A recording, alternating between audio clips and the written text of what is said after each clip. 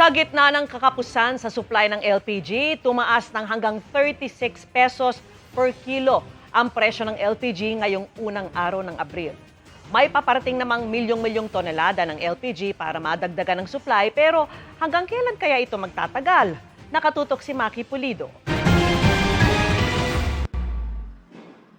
Sa Houston, Texas pa binili ang 44 million metric tons ng LPG na parating sa Pilipinas mula May 15 hanggang June 1. Katumbas yan ng 20 araw na supply para dumami ang inventaryo ng LPG sa 60 araw o hanggang katapusan ng Mayo mula sa dating pang-40 araw lang. Malaking bagay yun. If you compare ourselves with India sa ngayon, hanggang ngayon wala silang product.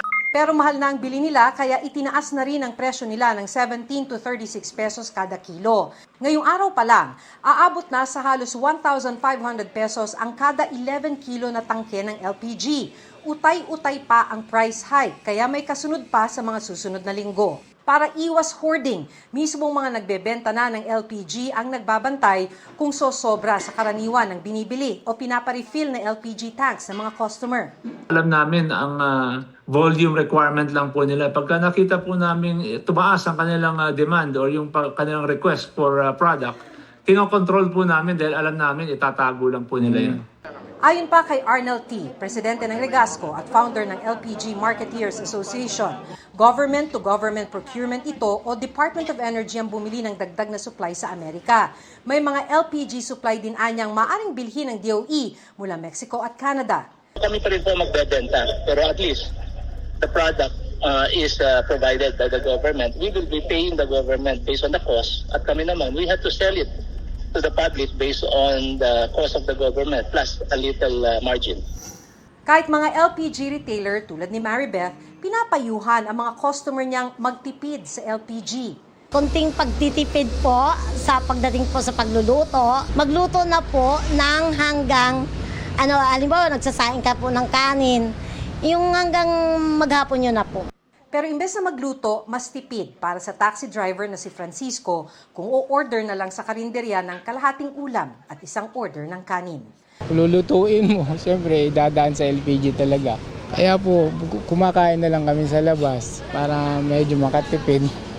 Sabi ni Marilu na may-ari ng karinderya, hindi sila kumikita sa mga kalahating order, lalo't nagmahal din ang mga sangkap ng ulam at bigas. Para makatipid sa LPG, naggagatong na lang siya. Natatakot po, yun ang pinangapangambahan ko na magsara o humina. Alin po doon sa dalawa na yun. Pag po humina, laban pa rin ang laban hanggang kaya pa. Nakakaiyak po talaga kaya lalaban pa rin.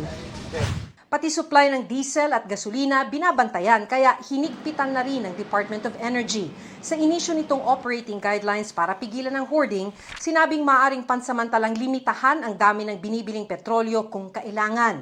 Hihigpitan din ang regulasyon sa paggamit ng mga container. Pero wala pang ibang detalyeng ibinigay ang DOE kaugnay nito at kung kailan ito ipatutupad. Muli raw bubuuin ng DOE-DOJ Task Force para mag-imbestiga at maghain ng reklamo kaugnay sa mga matatanggap na report ng hoarding. Maki Pulido, nakatutok, 24 oras. Ang military campaign ng Amerika sa Iran na naging mitya ng krisis ngayon sa buong mundo, tatapusin na raw ni US President Donald Trump sa loob ng 2 o 3 linggo. At kumpiyansa siya na kapag nangyari ito, bababa na rin daw ang presyo ng produktong petrolyo. Nakatutok si Chino Gaston. Mahigit 1 buwan mula nang sumiklab ang gulo sa pagitan ng Amerika at kalyadong Israel laban sa Iran, tuloy pa rin ang mga pag-atake ng magkabilang panig. Ang tanong ng marami, kailan kaya ito matatapos?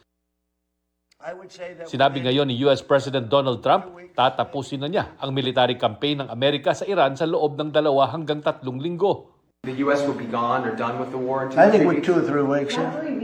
We'll leave.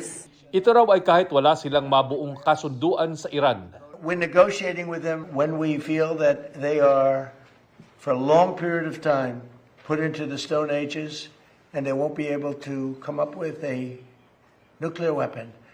Then we'll leave. Whether we have a deal or not, it's irrelevant. Now, it's possible that we'll have a deal because they want to make a deal. Dagdag ni Trump, pag natapos ang gulo, bababa na rin daw ang presyo ng gasolina. What is the plan to bring them back down? All I have to do is leave Iran, and we'll be doing that very soon, and they'll become tumbling down. Sinisisi ni Senador Panfilo Lacson si Trump kung bakit nasa krisis ngayon ang buong mundo. Sa isang post sa social media, sinabi ni Lacson na dahil sa kanyang mapangahas na mga aksyon na hindi naman nagtagumpay, dapat aniyang panagutin si Trump hindi lamang ng Amerika kundi ng buong mundo. Ayon sa international law professor na si Attorney Evcar Ferrer, maaring kasuhan ng US at si Trump dahil sa kasulukuyang krisis. Pwede daw itong isampa hindi lang ng Iran, kundi ng mga bansa gaya ng Pilipinas na umaaray sa epekto ng giyera sa kanilang ekonomiya. Napapaloob daw ito sa ilalim ng Doctrine of State Responsibility sa ilalim ng international law at pwedeng idulog sa International Court of Justice o ICJ.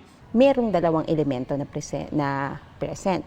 Pwede nating sabihin o i-argue na halimbawa under Article 51 ng UN Charter, pwede lang ang pag-atake sa sitwasyon ng self-defense or pagtatanggol sa bansa mo. Pwede mo lang sabihing attributable ito kung opisyal ng bansa or mga agents niya. And in this case, desisyon to ng presidente or head of state ng isang bansa, which is US.